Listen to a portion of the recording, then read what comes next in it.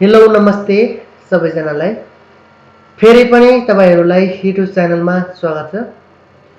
आज म तपाईहरुलाई माइक्रोसफ्ट अफिस वर्डमा नोट कपीहरु कसरी चाहिँ डिजाइन गर्न सक्छौ त्यसको बारेमा सम्पूर्ण जानकारीहरु दिनेछु हामी।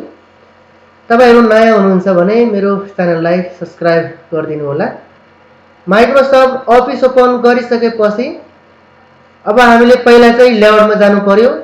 लेआउटमा गएर साइजमा गएर मानौ यहाँ चाहिँ A4 साइज, त्यसपछि मार्जिनमा गएर कस्टम मार्जिनमा गएर यो सबलाई टप लेफ्ट राइट बटम सबलाई मैले यहाँबाट के गर्दिए त 0 चाहिँ गर्दिए मानौ। त्यसपछि अर्को ओरिएन्टेसनमा गएर पोर्ट्रेटमा राख्ने, क्रसरलाई इन्टर गरेर तल गर्दिने। अब हामी इन्सर्टमा जाने। इन्सर्टमा गएर यहाँ छ टेबल, टेबलमा गएर रो चाहिँ मात्रै लिनु पर्यो।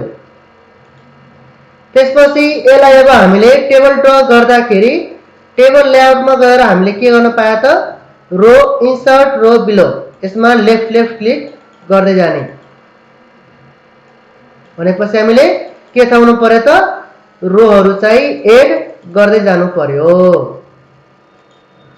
ल धेरै भयो। यसलाई मैले सिलेक्ट गरेर फेरि यहाँबाट हामीले के गर्न पाउँछौं हामी डिलिट पनि गर्न पाउँछौं हामी। डिलिटमा जाने डिलिट रो।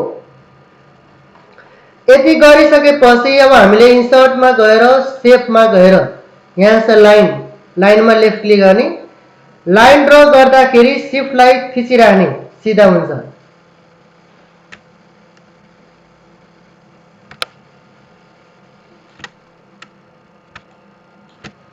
त्यसपछि शेप आउटलाइनमा गएर वेट चाहिँ बढाइदिए मानौ। शेप आउटलाइनमै गएर कलर पनि गर्न पाउँछौं हामी। यसलाई एरो कीबाट डाउन एरो कीबाट मुभ पनि गर्न पायौ।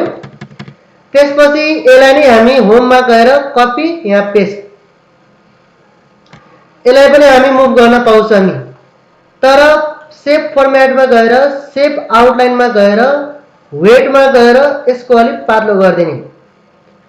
इन्सर्टमै जाने शेपमै जाने शेपमा गएर तलपट्टि शेपहरु पनि पाउँछ। यहाँ मैले एउटा शेपहरु ड्र गरे मानौ।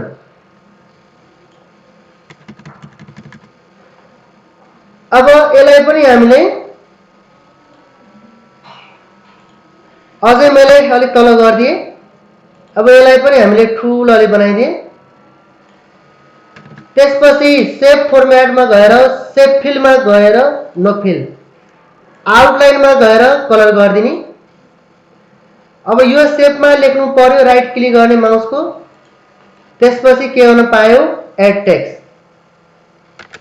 अब हामीले यहाँबाट कलर पनि गर्दिए यसलाई। त्यसपछि हामीले यहाँबाट लेख्ने।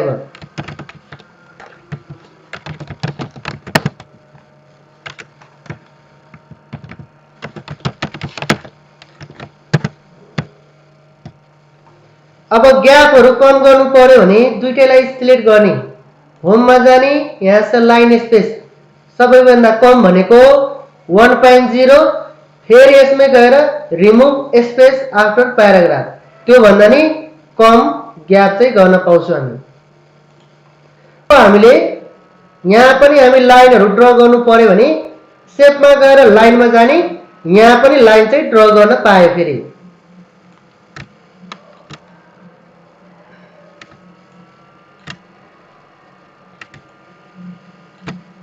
त्यसपछि यसलाई पनि शेप आउटलाइनमा गएर वेटमा गएर मोटो गर्दिने, आउटलाइन कलर पनि गर्दिने। अब यसलाई पनि हामी होममा गएर कपी यहाँ paste shape format shape outline वेटमा गएर यसलाई पनि मोटो पार्दो गर्न पाउँछौं हामी। फेरि यसलाई मैले फाइलमा गएर एक्सपोर्ट गर्दिए।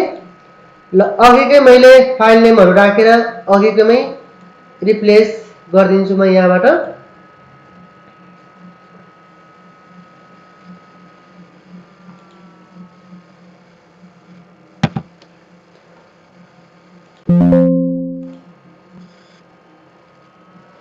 यसरी नै मजाले तपाईहरुले माइक्रोसफ्ट अफिस वर्डमा नोट कपीहरु डिजाइन चाहिँ क्रिएट गर्न पाउनुहुन्छ। तपाईहरुलाई यो भिडियो राम्रो लागेको छ भने सब्स्क्राइब चाहिँ गरिदिनु होला। हस्त धन्यवाद।